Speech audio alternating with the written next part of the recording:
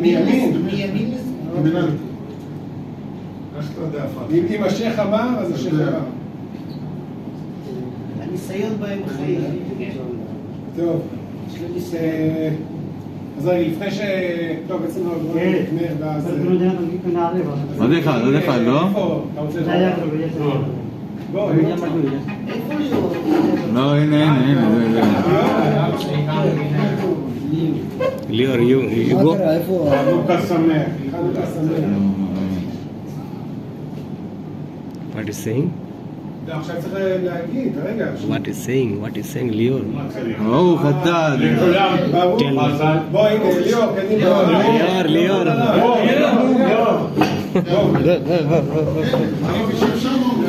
כבוד הרב זה אני פחות. ברוך אתה אדוני אלוהינו מלך העולם אשר ציוונו לא רגע אשר קידשנו וזכותיו וציוונו להבדיל שמן חנוכה.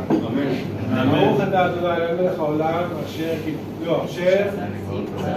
שעשה ניסים לאבותינו וירים בהם בזמן הזה. ויש עוד אחד?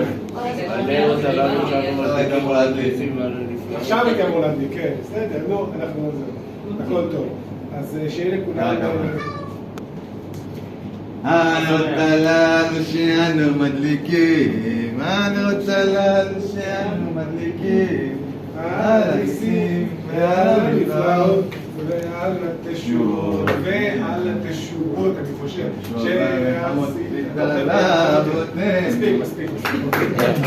טוב, אז דבר ראשון, חנוכה, I'll also do it in English, so everyone understands. חנוכה זה חג של אור,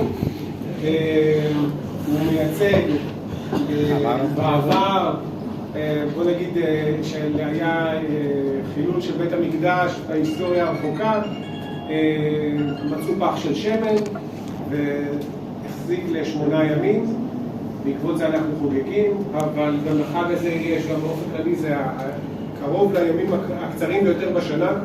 אתם יודעים, ב-21, זה היה לפני 3 ימים, זה היה היום הקצר ביותר בשנה, אז זה גם כן מסתדר עם חג האורים, גם בקריסמס יש חג אורים, זה הכל אורות והכל, אז זה חגים שמשתלבים וזה הרבה מאוד מקורות קיים, אבל זה בכל מקרה זה המתכונת היהודית.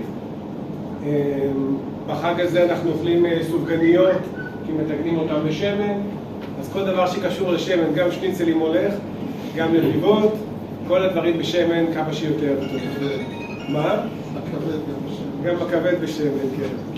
Okay, so now in English, so you understand, it's a Jewish holiday that we are celebrating when the Romans came and desecrated the temple in Jerusalem. They found after that they found a small jug of oil that was supposed to last for 1 day for the lamp, but it lasted 8 days. So we're celebrating, there was a miracle of 8 days celebration. Each day we add 1 candle till we reach 8 candles. But this is also a celebration of light. You know, like in Christmas, where you have everything is light because it was just a few days ago. It was the shortest day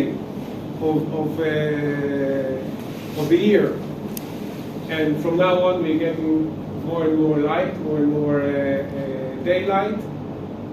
So it's also celebrating the miracle of rebirth of the day, of the year, of the sun. So it's again, it's the Jewish version, but it's also a world festivity. So we eat everything with oil, so everything is fried. It's good for you. It's good for your, especially for the stomach. So we have here a traditional